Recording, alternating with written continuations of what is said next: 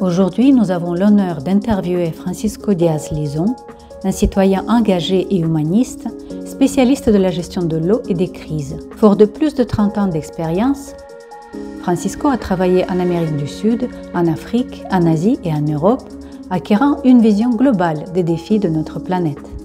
Son expertise s'étend de la lutte contre les épidémies à l'accès à l'eau et à la nourriture, en passant par le partage des compétences dans des contextes difficiles. Depuis 2013, il soutient activement des projets visant à renforcer l'autonomie des communautés à travers le monde. L'équipe de la Société créatrice l'a interviewé pour découvrir comment sa détermination et son dévouement apportent l'espoir et les solutions concrètes pour un avenir meilleur. Parlez-nous un peu de votre métier et de ce qui vous a motivé à le choisir et qu'est-ce qui vous inspire aujourd'hui à continuer à le faire? D'abord, c'est difficile de définir mon métier. J'ai une fonction, aujourd'hui je suis directeur général d'une fondation, mais un métier, j'avais toujours des difficultés quand on me demandait de remplir des papiers, par exemple à l'arrivée d'aéroport à l'immigration, parce que c'est souvent la profession, on vous demande votre profession, enfin à l'époque, je m'étais travailleur humanitaire. Donc je suis resté dans ce cadre-là, puis j'ai développé mes compétences, mais je reste dans cette action humanitaire qui prend différentes formes. Mais voilà, je me définis plutôt comme ça. Et aujourd'hui, vous continuez à travailler dans ce secteur? D'une manière différente, mais oui. À travers cette organisation, on aide des initiatives en Afrique, en Asie, en Amérique du Sud, en Europe, qui visent à améliorer des situations critiques, l'accès à l'eau, l'éducation, la recherche, par exemple. Vous menez plusieurs actions pour vos clients et vos partenaires. Quelles sont les problématiques aujourd'hui que vous rencontrez pour faire face suite à l'évolution de la crise climatique qu'on vit aujourd'hui?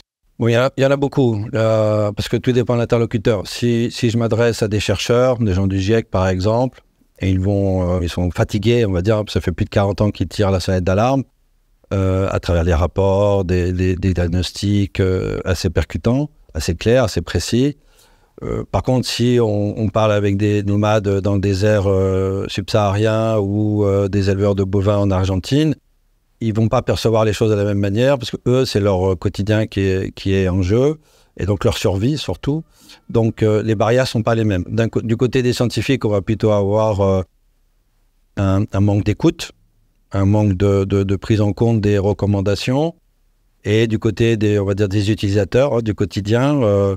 Des difficultés à trouver de l'eau, à manger, à trouver de la nourriture pour leur bétail, quoi. Donc les problèmes sont vraiment différents suivant l'endroit et suivant les partenaires en question. Comment aujourd'hui vous voyez qu'on pourrait les mettre en lien et pouvoir ouvrir des dialogues pour permettre justement qu'il y ait une meilleure conversation et compréhension? Oui, bien sûr. Alors, la clé serait de mettre en place des projets où la science est présente, mais une science appliquée à un objet, à une problématique. Est-ce que c'est l'accès à l'eau? Est-ce que c'est l'agriculture? Est-ce que c'est la vie dans une cité? Enfin, etc. Et de mélanger, donc de ne pas faire que de la recherche fondamentale. La recherche fondamentale est importante, bien sûr, mais elle doit être aussi accompagnée de recherche appliquée sur des lieux, des problématiques bien définies, avec des objectifs à atteindre très clairs aussi, et permettre la participation donc de tous les acteurs qui sont concernés, locaux, territoriaux, la société civile, les autorités par exemple. Vous avez parlé du GIEC il y a un instant, et vous collaborez avec eux depuis 2013, si je ne me trompe pas. Et en quoi consiste votre collaboration? Alors, elle vise essentiellement à soutenir des jeunes chercheurs des pays du Sud, parce que c'est un des critères de ce programme de bourse d'études. Donc on octroie des bourses d'études à des jeunes chercheurs qui sont originaires de tous les continents. Et est-ce que leur spécialité arrive à se rencontrer? Est-ce qu'il y a une pluridisciplinarité qui est mise en jeu en ce moment? C'est assez... Alors, moi, je travaille avec des individus, donc je ne travaille pas avec un système. Je ne peux pas réellement répondre à cette question. Ce que je sens, c'est que oui, il y a quand même beaucoup de... Parce que voilà, un chercheur qui fait une thèse... il va être concentré sur son domaine, même si le reste l'intéresse aussi forcément, il va se concentrer sur son domaine, qui peut-être par la suite va déjà le formater à une méthode de travail qui n'est pas l'ouverture, mais plutôt l'enfermement, quoi. Donc c'est un des risques, même si les travaux du GIEC sont quand même pluridisciplinaire. Il y a des spécialistes de tous les domaines qui se réunissent, qui rédigent ces fameux rapports. Donc je pense à ce niveau-là, il y a une vraie transversalité, je dirais, de l'information, de la communication, de la connaissance, mais qui peut-être est encore trop isolée, trop en forme de silo, quoi. C'est comme ça qu'on le dit. Au niveau plus local, au niveau des universités, etc., chacun dans sa faculté, son domaine, Donc voilà, il y a un vrai... il y a une nécessité d'ouverture de ces espaces-là, oui. Ouais. Et d'après vous, quelles mesures on pourrait mettre en place pour justement permettre ces échanges entre scientifiques et cette pluridisciplinarité? Je pense que l'idéal, enfin moi je suis quelqu'un d'assez pragmatique, donc j'aurais tendance à dire travaillons sur des situations concrètes, des lieux géographiques avec une population donnée, urbaine, rurale, avec une capacité à réunir des profils différents, des scientifiques, la population bien sûr, les autorités, le secteur économique, donc l'hôtellerie si c'est une zone touristique, enfin voilà, les acteurs économiques, autour d'une vraie question, c'est qu'est-ce qu'on fait, quel est le diagnostic, partir d'un diagnostic et ensemble bâtir voilà, des axes de recherche, de travail, faire de l'expérimentation, être très honnête dans le processus, de l'évaluer, est-ce qu'on va dans le bon sens, est-ce qu'on atteint les objectifs ou pas, et d'arriver à piloter ça de manière la plus transversale possible, avec rigueur, mais avec beaucoup d'ouverture d'esprit. En fait, que c'est pas seulement au niveau scientifique que vous voyez qu'on a besoin de cohésion, mais c'est vraiment en tant que citoyen, chacun, de pouvoir se rencontrer sur des thématiques et des enjeux qui sont importants aujourd'hui. Quelle est la place des technologies aujourd'hui dans vos activités et comment vous voyez les innovations qui arrivent, comment elles peuvent changer les secteurs et comment elles peuvent profiter justement à la vie humaine? La technique est toujours c'est un outil, ça reste un outil et doit rester un outil. La technique ne doit pas décider à notre place, même si on ne prend pas toujours des bonnes décisions. Mais en tout cas, voilà, on doit s'appuyer sur elle.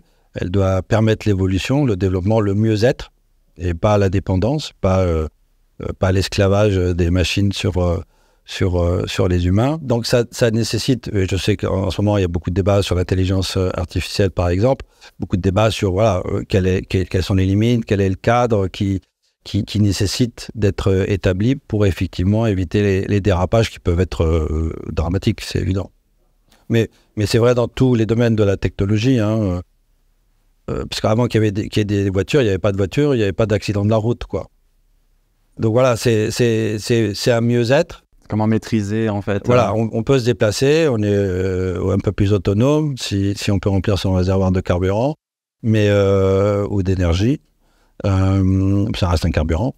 Mais voilà, vous pouvez provoquer des désastres aussi. Donc voilà, c'est un exemple très, très parlant sur les risques liés à la technologie qui est nécessaire puisqu'elle nous a permis de sortir des grottes dans lesquelles on était il y a quelques milliers d'années, d'arrêter de nous manger les uns les autres, pour voilà, essayer d'être un peu plus civilisés et de vivre ensemble. Vous avez parlé tout à l'heure d'agriculture et dans ce que vous travaillez au niveau des villes et de comment on repense les villes par rapport à la sécheresse et tous les enjeux de la crise climatique qu'on vit aujourd'hui, le secteur agricole il fait face à un changement. D'après vous, quelles sont les meilleures dispositions qu'on peut mettre en place? Comme tout sujet, il y a plusieurs axes. C'est d'abord effectivement l'aspect réglementaire, puisqu'il est très contraignant. Donc il faut lui aussi l'adapter à la réalité de la vie des agriculteurs, qui est quand même plutôt un calvaire. Si les chiffres que j'ai entendus sont exacts, un agriculteur se suicide chaque 2 jours en France. C'est un drame. Juste cette information-là nécessiterait qu'on s'arrête et qu'on trouve des solutions très très rapides. Mais bon, ça c'est un aspect des choses. Donc l'aspect réglementaire, l'aspect technologique, on parlait de la technologie, dire voilà, comment on peut arriver aujourd'hui à nourrir 10 milliards d'habitants sur cette planète de manière respectueuse, la plus respectueuse possible, tout en garantissant voilà, un parcours professionnel, on va dire, des agriculteurs qui soit correct. Là entre en ligne de compte la technologie et la nécessité d'aller plus vite qu'on nous va aujourd'hui, puisque je pense que face à cette crise que personne ne connaît vraiment, puisqu'elle est en développement, elle peut s'accélérer, elle peut se ralentir, elle peut prendre une orientation ou une autre. Mais justement, comme on ne sait pas, je pense qu'il faudrait se préparer au pire. C'est normalement le rôle des gouvernants de protéger leur population. Et pour cela, donc voilà, lister les éléments essentiels à la survie, qui sont l'eau, l'alimentation et l'abri. L'énergie, bien sûr, puisque sans énergie, on retourne dans les grottes. Et à partir de là, développer des modèles qui soient adaptés à l'alimentation et en même temps, donc, revoir notre consommation, parce que bien sûr on apprécie les bons plats, les plats exotiques, etc., etc. Là aussi, peut-être qu'il faudrait commencer à re-questionner cette appétence pour la cuisine classique. Je ne dis pas traditionnelle, parce que la tradition, elle est très courte. On va commencer par manger des vers de terre et des espèces similaires. Donc, tout ça, ça évolue. Donc, soyons prêts à évoluer aussi. Donc, voilà, la résistance au changement, elle doit accompagner tous ces aspects-là pour qu'on puisse trouver des filiales et des filières qui soient efficaces. Que pensez-vous, par exemple, des fermes verticales? Au Japon, par exemple, ils sont les premiers à pouvoir les développer et à commencer à nourrir leur population. Aux États-Unis aussi, il y a de plus en plus de projets de fermes verticales. Qu'est-ce que vous en pensez par rapport justement au cycle de l'eau qui existe à l'intérieur de ces fermes? Bah, je pense que c'est une des alternatives qu'il faut... Je ne connais pas en profondeur le sujet, mais même en France, il y en a déjà. Je pense que c'est une alternative. Il me paraît, sur le principe, pourquoi pas. Je pense que c'est une bonne option. Encore une fois, il ne faut pas se dire c'est la solution. C'est une solution à court terme qui va améliorer ce qu'on fait déjà, nos pratiques actuelles. Et qui après, peut-être, on va découvrir qu'elle génère aussi d'autres problèmes. Je ne sais pas lesquels, mais peut-être. Donc, toujours pareil, il faut toujours, dans n'importe quel projet, être prêt à une remise en cause. C'est le principe du projet, de revisiter ses résultats, ses objectifs, et se dire, voilà, c'est bien, mais c'est pas optimal. Est-ce qu'il faut changer ou pas? Mais je pense que c'est une alternative, comme la création de viande aussi, parce qu'il y a les fermes verticales, mais il y a aussi déjà de la viande qui est produite en laboratoire à partir de cellules souches, qui est une alternative. Elle répond à la problématique de la souffrance animale, par exemple, l'élevage et l'abattage. Après, je ne suis pas un spécialiste, mais au niveau des goûts, des saveurs, peut-être qu'on peut obtenir les mêmes choses. Donc pourquoi pas aussi, sincèrement, moi je ne suis pas du tout opposé à ça. Encore une fois, il faut le suivre, il faut l'évaluer. Mais il faut que ce soit accompagné, effectivement, en même temps, diminution de la souffrance des agriculteurs, ça c'est l'objectif numéro 1, et ensuite de la dégradation des terres, de l'usage de pesticides, etc., etc. Il faut que tout ça soit mené à l'unisson, quoi, pas l'un ou l'autre, quoi. Oui. Parce que c'est vrai en fait qu'aujourd'hui, les terres agricoles sont de moins en moins cultivables, avec la sécheresse qui apparaît. Donc ça peut être... L'usure des sols. L'usure des sols aussi. Et qui à l'origine n'étaient pas des terres agricoles, c'était des forêts. Aujourd'hui, il faudrait replanter des milliards d'arbres pour retrouver des forêts, pour que la pluie tombe, pour que le sol se régénère, enfin, que la biodiversité se développe. Enfin, il faudrait lancer des programmes massifs de plantation d'arbres partout où c'est possible, quoi, partout. Et d'après vous, quelles sont les difficultés justement quand on pense à ces plans en fait d'urgence qu'il faut mettre en place? Quelles sont les difficultés, en fait, par exemple, dans vos projets, que vous rencontrez dans la mise en œuvre? On n'est pas dans cette dynamique-là, mais ce que je peux dire, c'est que d'abord, imaginer l'urgence, c'est difficile. Si on n'a jamais vécu ce genre de situation, on peut la voir à la télévision, sur les médias, sur les réseaux sociaux, mais voilà, on ne le vit pas. On le voit, mais on ne le vit pas. Une fois qu'on l'a vécu une ou plusieurs fois, on se rend compte qu'effectivement, tout peut être bouleversé très, très vite. Avec des conséquences terribles sur la vie humaine ou animale ou végétale, donc sur l'environnement. Donc d'abord, c'est un manque d'empathie, je dirais. Qu'est-ce que ça veut dire des gens qui meurent de faim ou de soif en Afrique, par exemple, ou lors de tsunamis qui sont quand même assez fréquents, même dans des pays développés, au Japon, au Sri Lanka, en Inde, dans le début des années 2000 par exemple.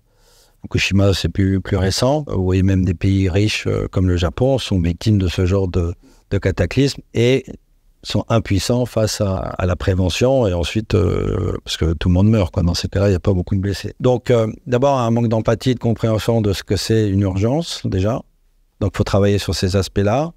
Ensuite, une préparation qui nécessite, comme je le disais tout à l'heure, un vrai travail transversal sur quels sont les risques, l'évaluation, le diagnostic, et comment on s'y prépare. Et là encore, sur les éléments essentiels, qui sont voilà, l'eau, l'électricité, enfin l'énergie, plus que l'électricité, et l'alimentation et l'abri, quoi. C'est les 4 éléments sur lesquels il faut se préparer pour faire face au choc. Et derrière, dans le meilleur des cas, avoir toute une panoplie de plans, de reconstruction, de développement, qui puissent démarrer très vite. Mais voilà, je pense que le problème fondamental, c'est qu'on ne perçoit pas la vitesse à laquelle les choses arrivent et peuvent arriver.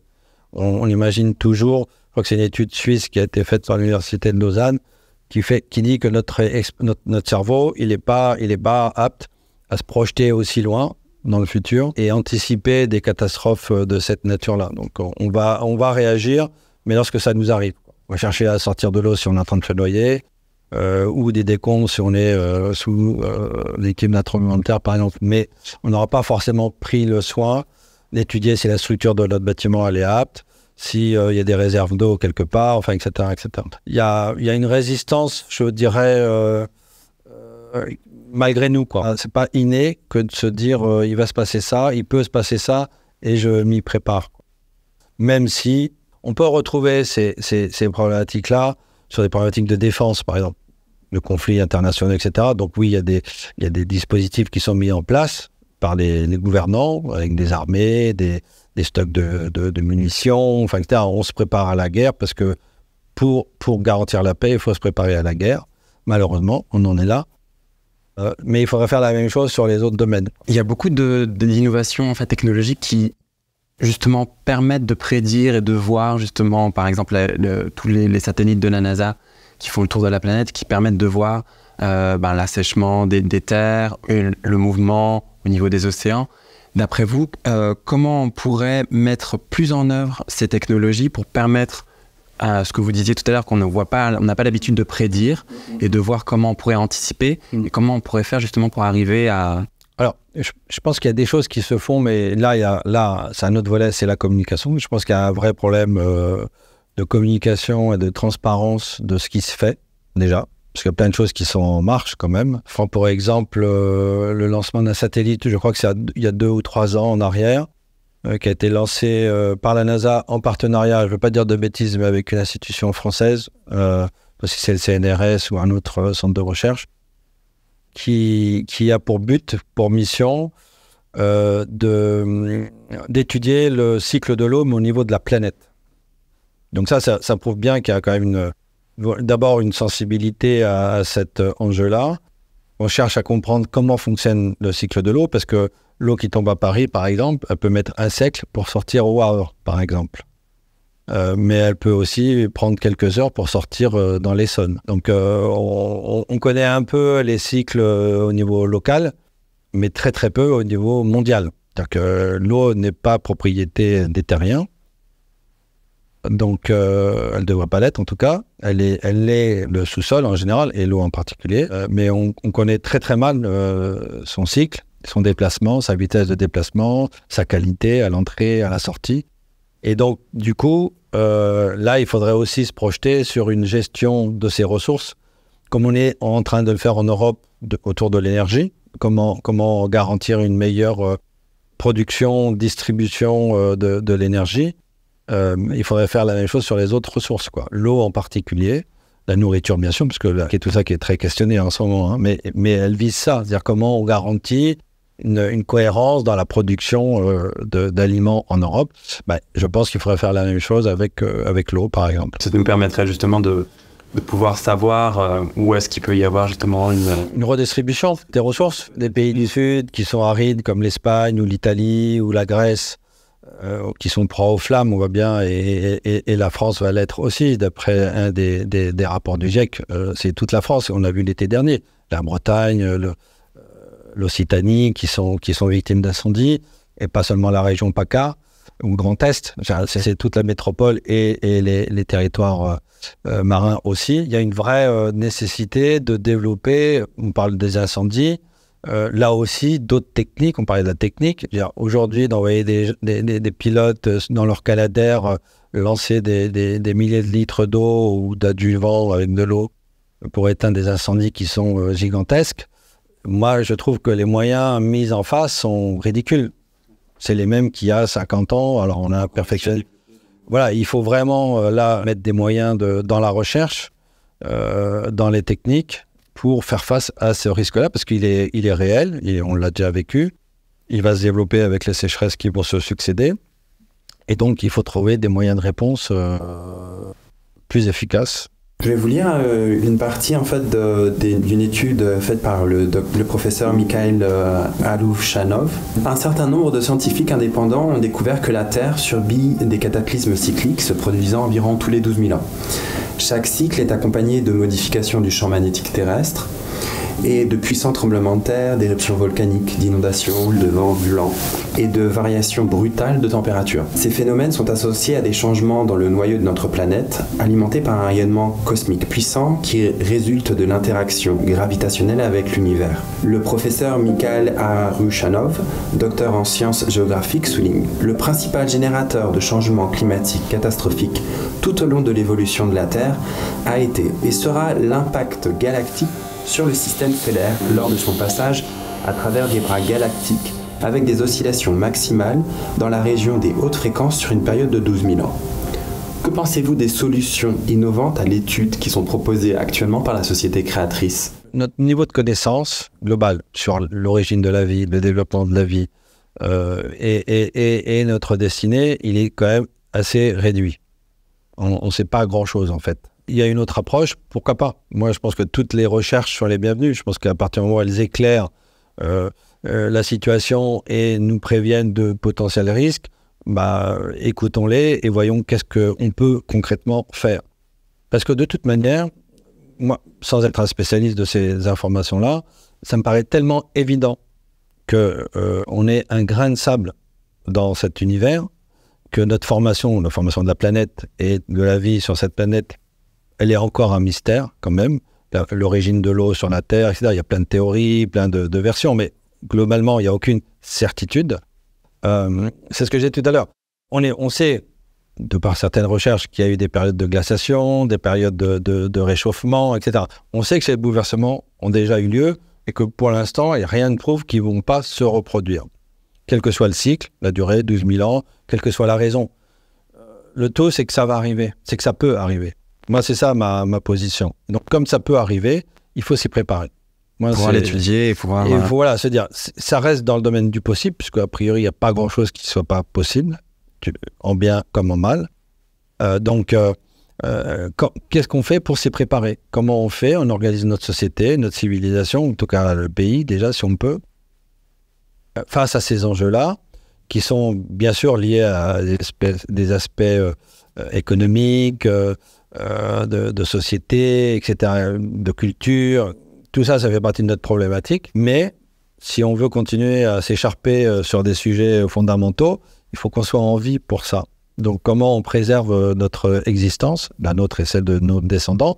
Parce que s'il y a un élément qui est important, c'est celui-là, je pense. Autant il y a quelques dizaines d'années, voire siècles, on était peu conscients, pas pour certains, parce que certains l'étaient, mais du futur, des possibles futurs et des risques de ces futurs-là. Aujourd'hui, on a quand même beaucoup plus d'éléments qui nous disent cela, mais aussi d'autres études, que voilà, ça peut être bouleversé de manière importante, et que donc, moi, je me sens responsable, pas seulement de mes enfants, mais des enfants de vos enfants, si vous en avez, et de vos petits-enfants, puisqu'on le sait. Moi, je considère qu'on a une responsabilité, à partir du moment où on est conscient de ces risques-là, de la potentialité de ces risques, de devoir agir. Donc, à la hauteur de nos moyens, de nos connaissances, de tout ce qu'on voudra, de la technologie disponible aujourd'hui. Mais en tout cas, il faut lancer le processus, la tendance vers ça, avec voilà, des échéances les plus rapides possibles, bien sûr. Mais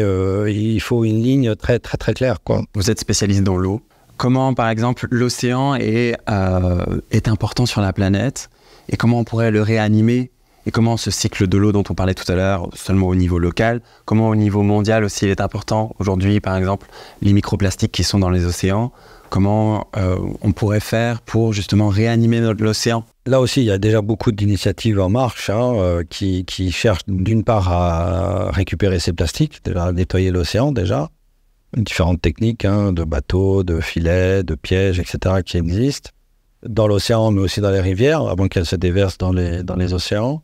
Ça, c'est déjà en marche, mais pas assez. Mais comme de toutes les problématiques, il faut qu'il y ait plusieurs axes de travail. Celui-là, c'en est un, c'est le nettoyage. L'autre, c'est essayer de ne pas fabriquer de plastique. Comme ça, on trouve des alternatives. Des alternatives aux emballages, etc. Là aussi, c'est en marche, mais c'est très lent. Pourquoi? Parce que tous les modèles économiques qui ont été établis pour fabriquer ces plastiques nécessitent d'un autre modèle pour continuer à exister. Donc, c'est le côté économique qui est un enjeu et qui nécessite d'être un peu, lui aussi, stimulé pour vite trouver des alternatives à cette évolution, quoi.